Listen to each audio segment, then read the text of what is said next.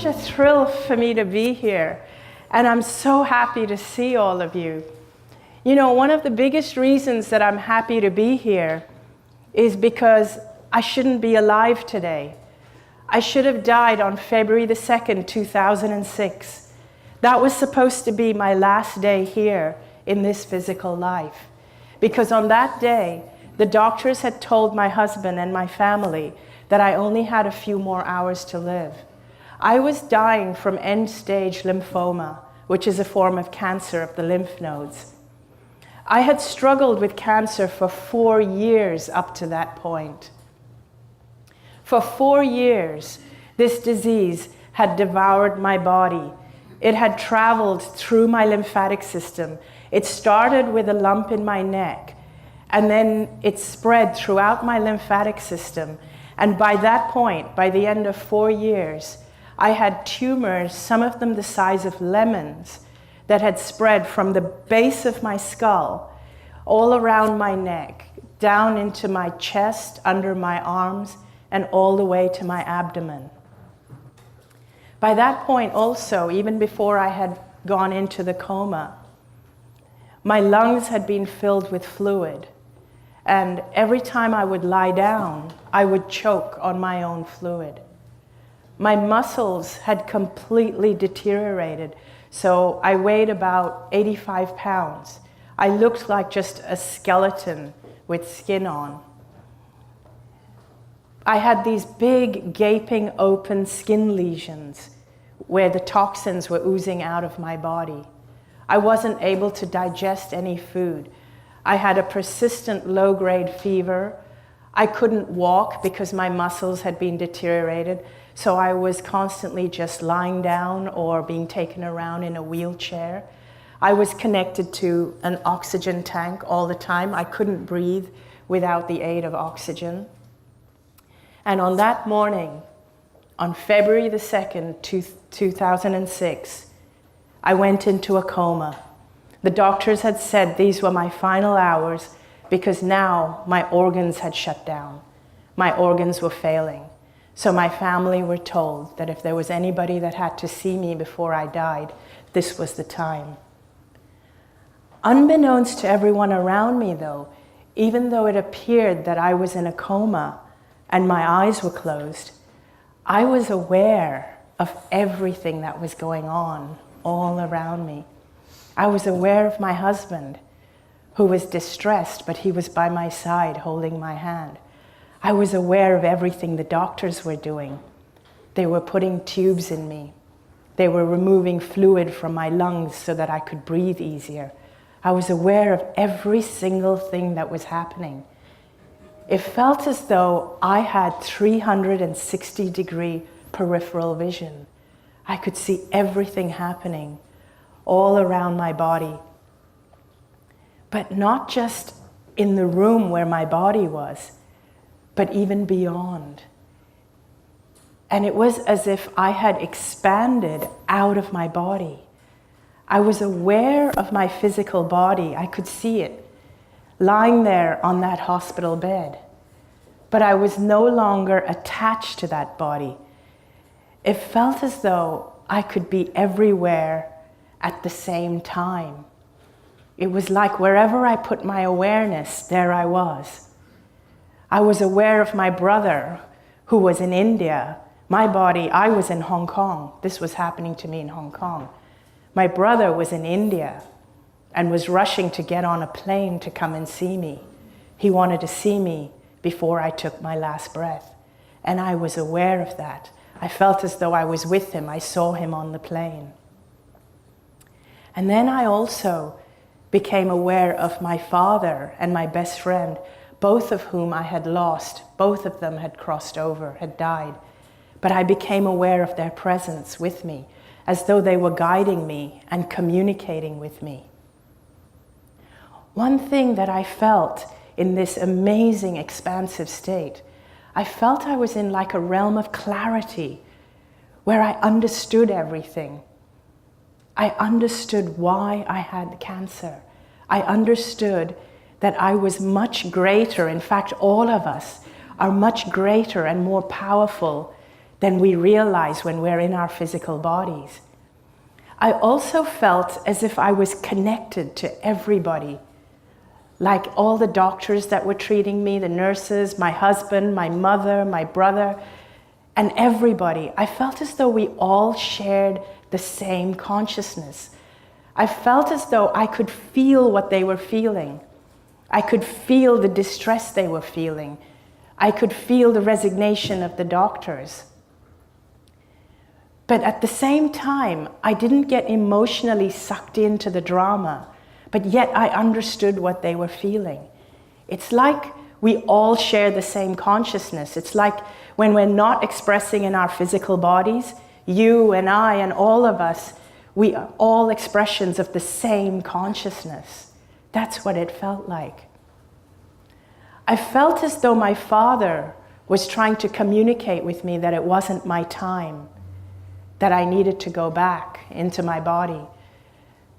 At first, I didn't want to go back because I still felt as though I had a choice whether to come back or not. So at first, I absolutely did not want to go back into my body because I couldn't see a single good reason to go back into this sick and dying body. I was a burden on my family. I was suffering. There was no good reason, so I didn't want to go back. But in the next instant, it felt as if I completely understood that now that I knew what I knew, and because I understood what caused the cancer, I knew that if I chose to go back to my body would heal very, very quickly. And so in that moment, I made the decision to go back, and I heard as though my father and my best friend said to me, now that you know the truth of who you really are, go back and live your life fearlessly. And it was in those moments that I woke up from the coma. And my family was so relieved to see me. And the doctors, they couldn't explain it. The doctors were there and they were surprised, but they were being very, very cautious because there was no way of knowing. I was still so weak. There was no way for anyone to know whether I was going to stay out of the coma or heal or go back. But I knew I was going to be fine, and I was telling my whole family, I'm going to be fine. I know I'm going to be fine. It's not my time. Within 5 days, the tumors in my body had shrunk by 70%. After 5 weeks, I was released from the hospital to go home. I was completely cancer-free. Now, what has happened is that I've had to pick up my life from that point. And as you can imagine, my life feels completely different. It changed my view of the world. That experience changed my view of our physical bodies, of my physical body, of illness, and how I perceive the world. I found it very difficult to integrate back into life again after that experience. And the best way I can think of to explain what it feels like would be to use metaphors. And a metaphor that I like to use is one of a warehouse. I'd like you to imagine, if you will, that we are in a totally darkened warehouse that's pitch black. Just imagine that right now you're in a warehouse that's completely pitch black and you can't see anything because it's so dark. You can't see anything in front of you anywhere. But imagine that in your hand you hold a little flashlight, just a little flashlight, and you switch on that flashlight. And with that flashlight, you navigate your way through the dark. And you use just the beam of that little flashlight to navigate your way in the dark. And everything that you see in the warehouse is only what you can see with the beam of that flashlight. Now imagine if the beam is shining over there, all you see is what's over there. Everything else is in darkness. You shine the beam over there, and all you see is that spot there. Everything else is in darkness except for the light of the beam. Now imagine one day, big floodlights go on. So the whole warehouse is illuminated. and you realize this warehouse is huge. It's bigger than you've ever imagined it to be.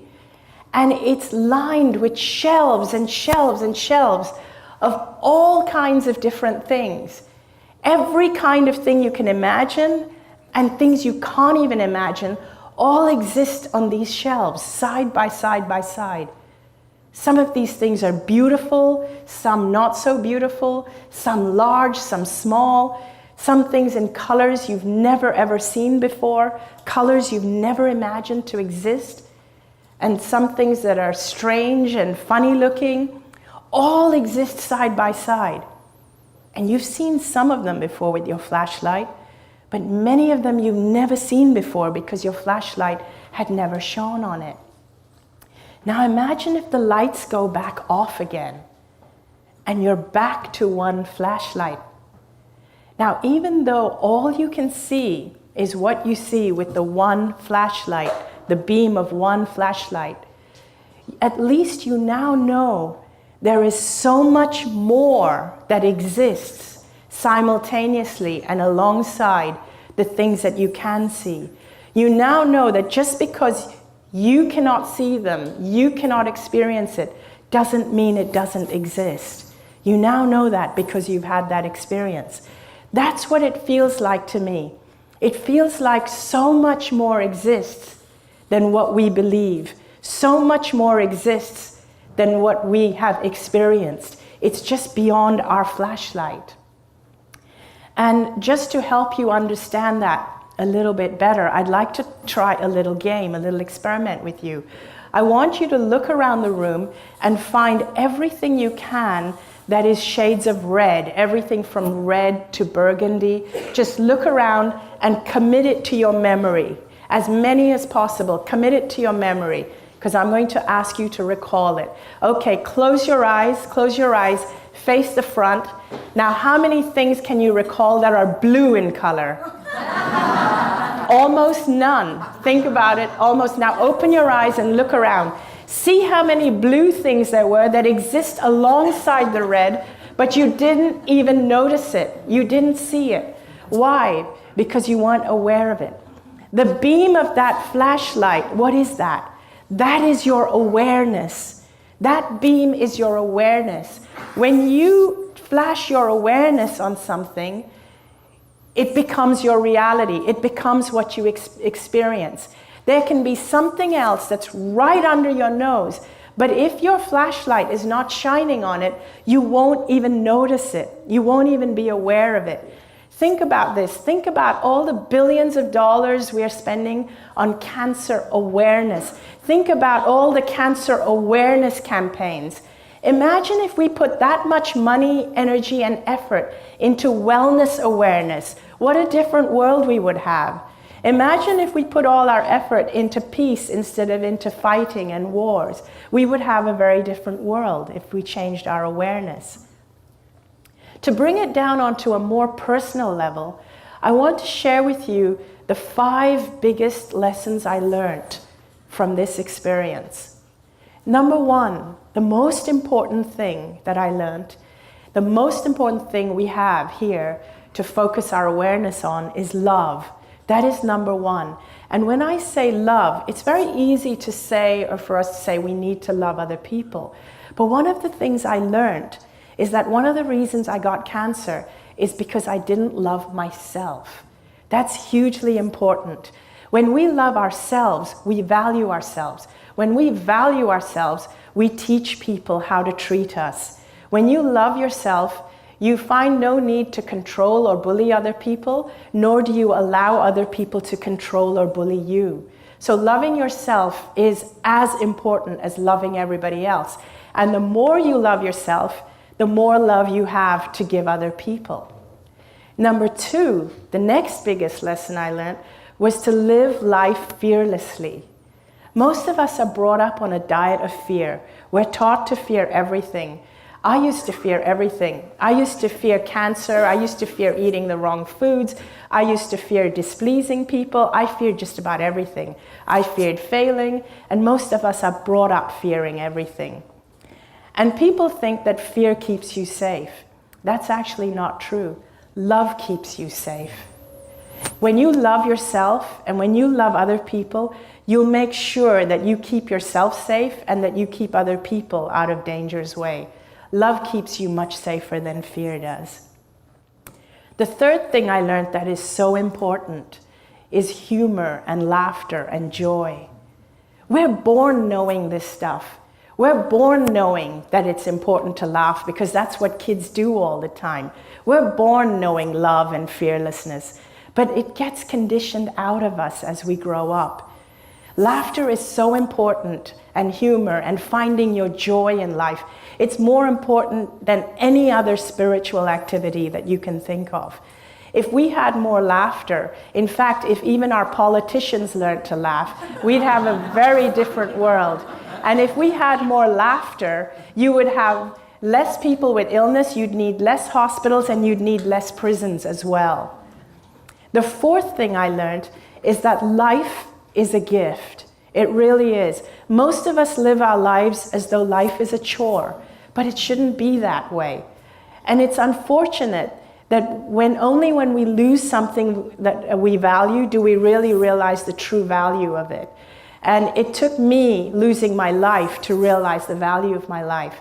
And I don't want other people to make the same mistake, which is why I'm standing here sharing my message. Because I don't want people to realize when it's too late the value of their life. And your life is a gift. Even the challenges that come to you are a gift. When I had cancer, that was the biggest challenge I could ever have. But today when I look back on it, I feel it's the biggest gift I could have had. People think that the cancer, or even I thought the cancer was killing me. But actually, I was killing myself before I got cancer. The cancer saved my life.